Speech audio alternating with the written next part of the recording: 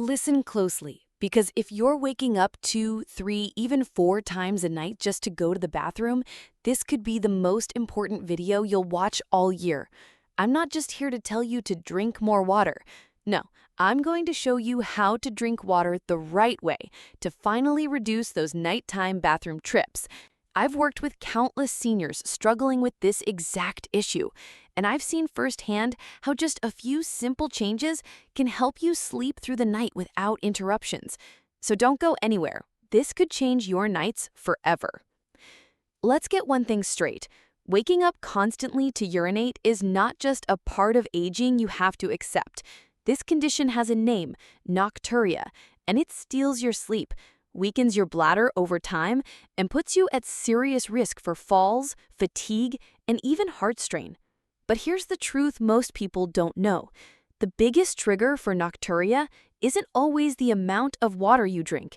It's how and when you drink it. I've had patients tell me they avoid water altogether, thinking it'll stop the nighttime trips. That's a dangerous mistake. Dehydration stresses your kidneys, thickens your blood, and actually increases nighttime urine output.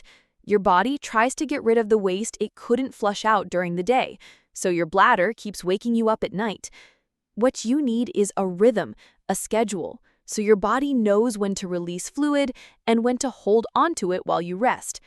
Here's the method I teach my older patients, and it's rooted in studies from top urology clinics. First, front-load your hydration. That means drinking most of your fluids earlier in the day, especially within 90 minutes of waking up. That's when your kidneys are most active. Pour yourself a full glass of room temperature water within 10 minutes of waking. Yes, even before coffee. This helps flush out toxins early so your body doesn't hold onto fluid overnight. Then keep sipping steadily through the morning and early afternoon. Don't gulp large amounts all at once. Steady intake gives your body time to absorb water instead of rushing it to your bladder. Think of it like watering a plant slowly instead of flooding it all at once. The goal is to stop drinking large amounts after around 5 or 6 p.m. That way your body has time to filter and release urine before bedtime. But there's one more trick, a small but powerful shift that most people overlook. Around 4 p.m., add a pinch of high-quality sea salt to your water, just a small pinch in a large glass. Why? Because sodium helps balance fluid levels and signals your adrenal glands to retain water during the night. This tiny move can reduce the urge to urinate by signaling your kidneys to hold back. It doesn't make you retain harmful fluid. It simply smooths the balance so your bladder gets a break at night. And don't forget body position. 1 hour before bed, elevate your legs. Put your feet up on a cushion or lie down flat for at least 20 minutes. This helps shift any fluid from your legs back into your bloodstream before you go to sleep. If you wait until you're lying in bed, your body starts redistributing that fluid too late, and you'll be running to the bathroom by midnight. Get ahead of it. Let gravity work in your favor. Now, I know what you're thinking. What about thirst at night? What if you wake up parched? Here's the key. Keep a small bottle of water by your bed, but only take tiny sips if you absolutely must. Thirst in the middle of the night is often a sign that you didn't drink enough during the day. The goal isn't to eliminate water, it's to time it wisely. The elderly body processes fluid differently. Your kidneys slow down, and your hormone levels, especially the one that tells your bladder to hold it, start to drop. That's why this water timing method isn't just a suggestion, it's a necessity if you want uninterrupted rest and fewer nighttime trips. So if you've been skipping water, drinking too late, or flooding your body right before bed, that stops today. I want you to try this exact water schedule for just 3 days. Drink early, salt lightly in the late afternoon, raise your legs before bed, and notice how your nights change. And trust me, they will change. Now, stay with me, because there's one more thing you must avoid before bed that could be making your nocturia even worse without you realizing it. That one thing I mentioned? It's caffeine. I've had so many seniors tell me, "Oh, I don't drink coffee at night." But when I ask about tea, chocolate, or even those sleepy herbal blends they sip before bed, the truth comes out. Many of those evening drinks still contain enough caffeine or bladder irritants to wake up your kidneys. Even decaf options sometimes include trace amounts that are enough to disrupt your bladder signals.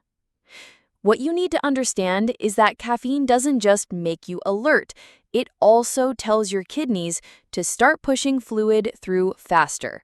So even if you drink your last cup at 2 or 3 in the afternoon, its effects can linger.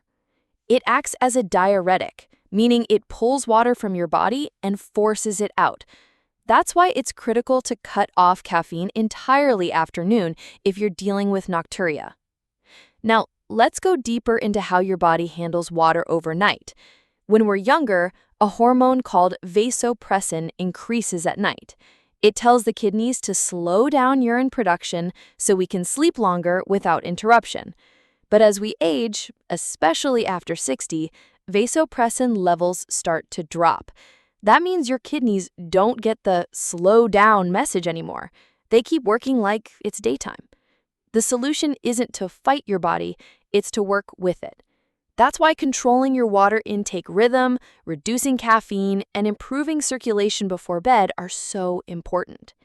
Speaking of circulation, many seniors don't realize poor blood flow can also trigger more urination at night. When fluid builds up in your lower legs during the day, your body will try to process it once you lie down at night. That sudden pressure leads to a full bladder, again and again. It's a cycle, but you can break it. One of the most effective ways to support healthy fluid balance is by gently moving in the evening. I'm not talking about exercise that leaves you winded, just light stretching or 10-minute walk after dinner. Movement activates the lymphatic system and encourages your body to flush out waste earlier in the evening. You'll feel lighter, your bladder won't be overwhelmed at bedtime, and your sleep will be deeper. Now, let's revisit salt for a moment. I don't mean processed table salt.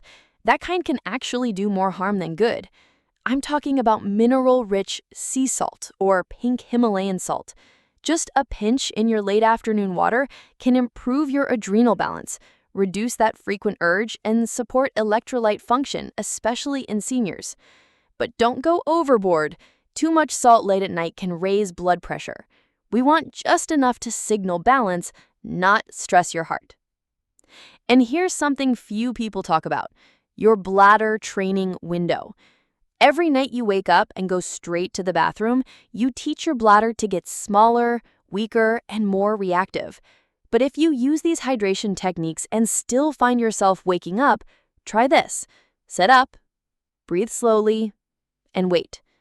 Give your bladder a few minutes. You'll be surprised how often that urge fades. The more you do this, the more control you retrain your body to have. There's also the emotional side of all this. Many seniors don't just suffer from nocturia, they also suffer from the anxiety it brings. The fear of waking up wet, the frustration of always being tired, the embarrassment of discussing it with family. I want to tell you something from the heart. You're not alone, and this isn't your fault. But you can take control. You just need the right tools, and now you have them. So from now on, follow this approach. Drink most of your water early in the day, especially within 90 minutes of waking. Stop large fluid intake by 6 p.m. Add a pinch of high-quality salt around 4 p.m. Limit caffeine entirely after lunch. Raise your legs 1 hour before bed. Stretch or walk lightly after dinner. Train your bladder gently if you wake up. This isn't just about water. It's about giving your body what it needs on time in the right way to help you finally rest through the night. You deserve peaceful sleep. You deserve to wake up refreshed. And most of all, you deserve to live with confidence again. Start this tonight. And if you found this helpful, don't keep it to yourself. Share it with someone you care about, because nobody over 60 should have to suffer in silence with nocturia. Not anymore.